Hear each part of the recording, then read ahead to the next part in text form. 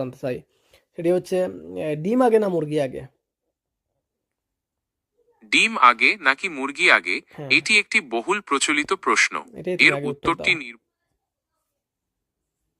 ডিম আগে না মুরগি আগে, এই প্রশ্নের উত্তরটি আসলে বেশ মজার।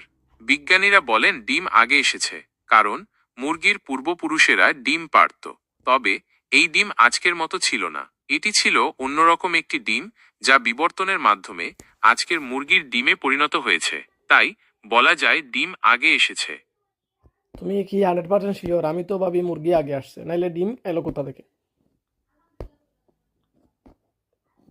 বিষয়টা একটু জটিল। আসলে বিজ্ঞানীদের মতে মুরগির আরে বিজ্ঞানীরা যদি পূর্বপুরুষেরা ডিম সবকিছু জানতো, তাহলে বিজ্ঞানীরা জন্ম হওয়ার আগে এই ডিম আসছে নাকি? বিজ্ঞানীরা আসলো কোথা থেকে? মায়ের পেট থেকে আসে নাই? তাহলে কেন মুরগির আগে ডিম আসবে?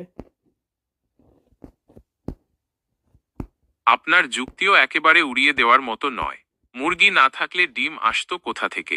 আসলে এই প্রশ্নের উত্তরটি নির্ভর করে আপনি কিভাবে বিষয়টি দেখছেন তার ওপর। আপনি যদি আজকের মুরগি আর ডিমের কথা ভাবেন, তাহলে ডিম আগে এসেছে। আর যদি বিবর্তনের পুরো প্রক্রিয়াটি দেখেন, তাহলে হয়তো মুরগি আগে এসেছে। এখন তো আমাকে চিন্তার মধ্যে ফেলে দিলে, হ্যাঁ? এখন আমি এই ডিমটা খাবো নাকি মুরগি খাবো, চিন্তা করতেছি। ডিম এবং মুরগি উভয়ই খাওয়া